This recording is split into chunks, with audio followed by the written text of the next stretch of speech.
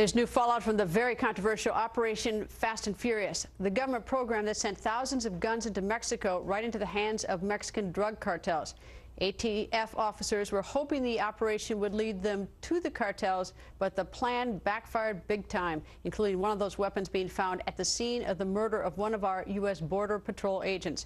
Agent Brian Terry was gunned down in Arizona near the border, and at least 2 weapons found near his body were linked to this failed operation. Operation Fast and Furious instantly became the focus of a congressional investigation, and tonight there are new developments all happening inside the Justice Department. Joins us Congressman Darrell, Issa, chairman of the House Oversight and Government Reform Committee. Good evening, Congressman. And first, the question is, how high up was Fast and Furious authorized? Well, it certainly goes much higher than the 3 individuals who were transferred or dismissed today. And more importantly, those higher up have not yet said how they're going to make sure this doesn't happen again. And Greta, it's that second part that I think the American people have to be concerned with. Bad things happen, but they shouldn't happen twice. And right now, we're afraid this same sort of a failed program could go on again. Well, it's not only that, but we're talking about Mexico, the place where few people want to admit a war is going on right on our border, with enormous consequences here in the United States and humanitarian issues as well in Mexico. But the fact that this program, you know, it seems like a rather unorthodox way to solve the problem is by sending guns over to Mexico and hoping we can track them down later. And so, I mean, it does matter who was the one who pulled the trigger, or who green lighted it. I shouldn't say pull the trigger, but green lighted it, because that person's judgment may not be the wisest, and maybe that person should be reassigned. So how high up? Well, Greta, you're exactly right. Well, certainly it goes as high as Lanny Brewer, who thought it was a pretty good program, just poorly executed. And more importantly, there are 2 triggers to look at. Yes, there's the people who authorized it, and we're going to get to the bottom of it.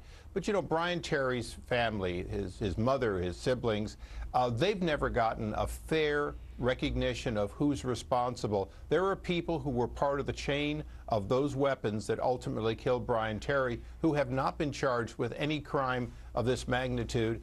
And that's one of the things that the U.S. Attorney Burke that we had a real problem with. Is it seemed like he orchestrated this program, and then he didn't want to really do the kind of enforcement for those responsible. And that's what we're hoping will change under a new U.S. attorney. I have sort of the sense that Ken Melson, who was the, I don't know if he's changed yet, but he was the acting director of ATF and who's now, quote, been reassigned. He was a former United States attorney here in the Washington, D.C. area over in Virginia. He has a great reputation, and so I'm surprised that, you know, I mean, he really, and I know that he has been helpful to your investigation. It seems like he's being made sort of the sacrificial lamb here by, quote, being reassigned. Am I wrong? No, I don't think so. I think that reassignment from a position in which he was at least partially responsible is probably appropriate. At the same time, he has cooperated. He's been helpful. And I'll never forget when he said specifically about when he began seeing certain information that was withheld from ATF, including him, that had he known that, he wouldn't have allowed it, and he was sick to his stomach when he read it, and then he began trying to get this program shut down. So I think we have to balance the fact that we need a really good director at Alcohol, Tobacco, and Fire, and we need one that's Senate confirmed, not just enacting. At the same time, the U.S. attorney being, let's just say, allowed to resign, we also think is probably appropriate. We need to have real independent eyes looking at how this happened.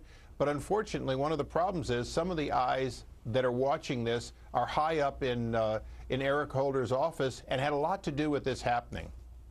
Are you going to, in your role, do you intend to move on now, or is this an ongoing investigation?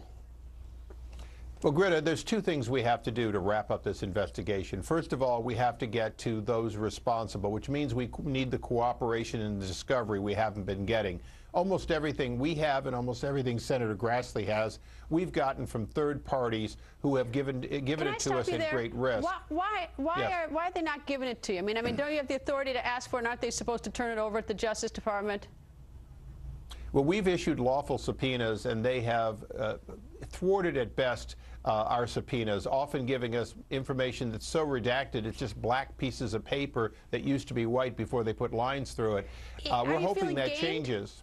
Are you feeling gamed, or I mean, there is legitimate stuff that needs to be kept out of the public domain. There's also gaming someone. Are you being gamed, or is this legitimate stuff you feel like because you can tell by looking at some of it?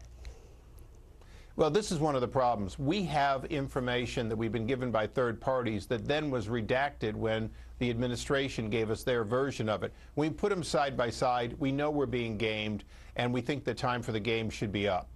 Have you spoken to the Attorney General or gone above Lanny Brewer, who's, I think Lanny's probably like the number 2 echelon? Have you gone to the Attorney General and said, you know, let's stop, let me have what I can have so we can do our oversight as is our job?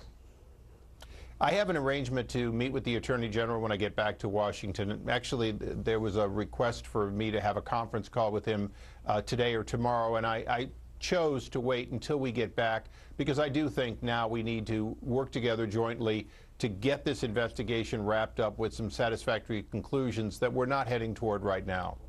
All right, how about those missing weapons or the unaccounted for weapons? Do we know where, do we think they're in the hands of the cartel, or are they in the hands of just other lawful citizens?